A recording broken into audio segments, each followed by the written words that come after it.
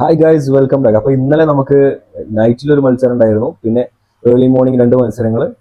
ഇപ്പോൾ ടോട്ടൽ 4 മത്സരങ്ങളായിരുന്നു ഉണ്ടായിരുന്നത്. ഇതിൽ നമുക്ക് പ്രധാനപ്പെട്ട് പറയുകയാണെങ്കിൽ ജർമ്മനിയെ കുറിച്ച് നമ്മൾ മുമ്പ് പറഞ്ഞിട്ടുണ്ടായിരുന്നു. ഒത്തിണക്കത്തോടെ കളിച്ച് ടീം കോർഡിനേഷനോട് കളിച്ചു കഴിഞ്ഞാൽ ജർമ്മനിയെ അടിച്ചിടാൻ ഭയങ്കര റിസ്ക് ആണ്.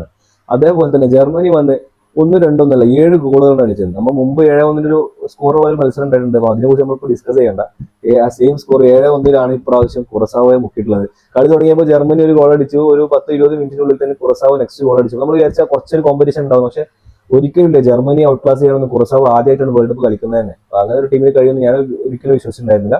ജർമ്മനി കംപ്ലീറ്റ് ഡോമിനൻസ് തന്നെയായിരുന്നു, പാസിംഗിലായാലും ഷൂട്ടിങ്ങിലായാലും എല്ലാ കാര്യത്തിലും. കുറസാവ് ഒന്ന് ഫൈറ്റ് ചെയ്തു എന്നുള്ളത് തന്നെ ഒരു വലിയ കാര്യമായിട്ടാണ് എനിക്ക് തോന്നുന്നത്. കാരണം 7-1 ജർമ്മനി കുറസാവ് മുക്കിയിട്ടുള്ളത്. എല്ലാ പ്ലേയേഴ്സും ഹവേർഡ്സ്, മാച്ച, അതുപോലെ കിമിച്ച്, ബാക്കിലെ വാട്ടർ ബാക്ക്, പിന്നെ സബായിട്ട് വന്ന് ഉണ്ടാവും, എല്ലാവരും മികച്ച രീതിയിലുള്ള പെർഫോമൻസ് ആയിരുന്നു. ഇവരൊക്കെ ഓരോരോ ഗോളുകൾ സ്കോർ ചെയ്തു. കിച്ചിന്റെ ഭാഗത്ത് 1-2 അസിസ്റ്റ് ഉണ്ടായിട്ടുണ്ടായിരുന്നു. അപ്പോൾ ജർമ്മനി ഗ്രൂപ്പിൽ 1-ാം സ്ഥാനം, അത് മികച്ച ഗോൾ ഡിഫറൻസോട് കൂടി തന്നെ ഉറപ്പിച്ച മട്ടിലാണ് ജർമ്മനി പോകുന്നത്. പിന്നെ രണ്ടാമത്തെ മത്സരം തന്നെ കുറച്ചും കൂടി ഇൻട്രസ്റ്റിംഗ് ആയ മത്സരമായിരുന്നു, നെതർലാൻഡ്സ് ആൻഡ് ജപ്പാൻ മത്സരം. ഈ മത്സരത്തിൽ കളിയിൽ ഒരു 45 മിനിറ്റ്സ് ഇരു ടീമും നല്ല രീതിയിൽ അങ്ങോട്ടും ഇങ്ങോട്ടും നല്ലൊരു അറ്റാക്കും കാര്യങ്ങളും ഉണ്ടായിരുന്നു. ഡിഫൻസീവ് ആയിട്ടാണെങ്കിൽ നല്ല രീതിയിൽ തന്നെ കളിച്ചിട്ടുണ്ടായിരുന്നത്. പക്ഷേ ഹാഫ് ടൈമിന് ശേഷമാണ് ഫസ്റ്റ് ഗോൾ ഉണ്ടായത്. അത് വിർജിൽ വാൻ ഡൈക്കിലൂടെയാണ് നെതർലാൻഡ്സ് ലീഡ് എടുത്തത്.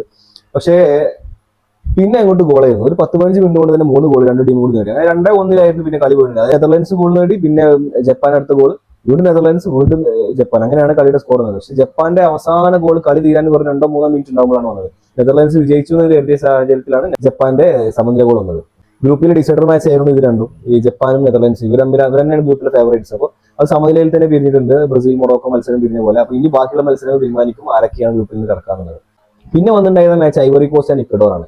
ഒരു ടീം ആഫ്രിക്കൻ ശക്തികളാണെന്നുണ്ടെങ്കിൽ ഒരു ടീം ലാറ്റിൻ അമേരിക്കയുള്ള ശക്തിയായിരുന്ന ഒരു ടീമാണ്. അപ്പോൾ ഇവർ തമ്മിൽ ടൈറ്റ് കോമ്പറ്റീഷൻ തന്നെ നമ്മൾ എക്സ്പെക്ട് ചെയ്തിട്ടുണ്ടായിരുന്നു. അതുപോലെ തന്നെയായിരുന്നു. ഗോളുകൾ കാര്യങ്ങളൊന്നും ഉണ്ടായിരുന്നില്ല. ഇരു ടീം ഒരുപാട് ഷോട്ടുകൾ ക്രോസ് ബാറിൽ ഇടിച്ചു പോയി.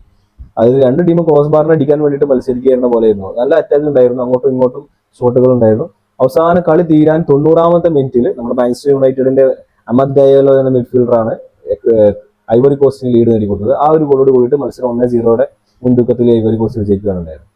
അപ്പോൾ ഇത്രയൊക്കെ ഉള്ളൂ. പിന്നെ ഏർലി മോർണിംഗ് സ്വീഡന്റെ മാച്ച് ഉണ്ടായിരുന്നു. 5-1 സ്വീഡൻ ടുണീഷ്യയെ തകർത്തത്.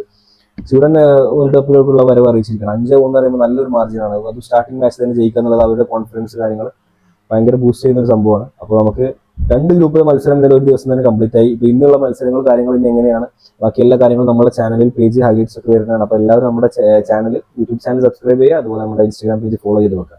Okay, until next time, see U.